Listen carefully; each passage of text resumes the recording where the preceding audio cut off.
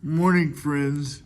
This week's blog is just a few reflections on Palm Sunday and the what is traditionally called the triumphal entry of Jesus into Jerusalem. And the Gospel of Luke is a really interesting text in this way, because I think what is most evocative is, of course, that Jesus doesn't enter the way a king should, or we think a king should. He enters on a baby donkey, and as was pointed out at church where I go to church yesterday, I can't think of a more stubborn, more intransigent way to try to enter Jerusalem than on a baby donkey. Donkeys are stubborn enough, and then young donkeys are extremely stubborn. So he is setting the scene, and in quite the contrast to something else that's going on that day. It is widely speculated that somewhere else Pilate is entering Jerusalem. The governor is entering Jerusalem on that same day. And to have all the quote-unquote disciples cheering Jesus at the same time when the governor is essentially entering the city is a huge risk for the religious authorities and for the people in power who do not want to piss off the Romans. So Jesus is once again, by his very being, upsetting the normal power structures and what we expect. And as a sign of respect, they throw their cloaks on the road and wave palm branches and praise God as Jesus enters the city. And what is interesting to me is they don't say peace on earth.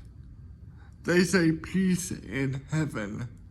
Almost as though, in my mind, for that moment, just focusing on that moment in time, the people got a glimpse of the upset or of the role reversal or power reversal that Jesus is and Jesus will and would continue to be. So for that moment, they said, no, our true peace is not on earth, is not in the governing authorities of Rome, is not in being under subjection to another kingdom. Our true peace comes down from God and is settled on us, or granted to us, or given to us through our relationship with God, symbolized in Christ.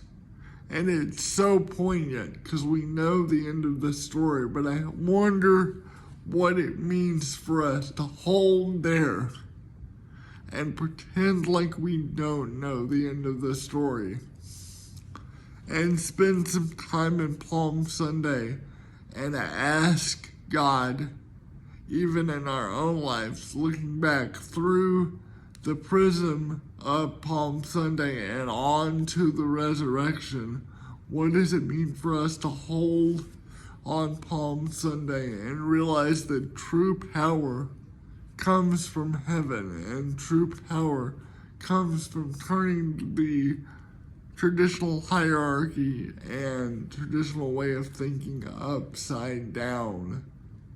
And then you get it culminated throughout Holy Week, as you move from the desperation and loneliness and grief of Maundy, Thursday, and the absolute pain and suffering of Good Friday, on to Silent Saturday and the emptiness and fear and then on to the glory of the resurrection.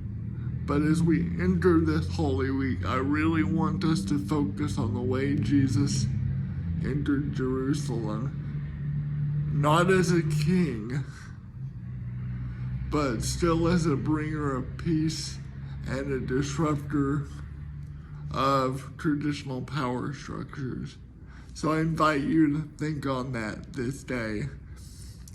I'm going to try to do a blog for Monday, Thursday, and Good Friday as well this week.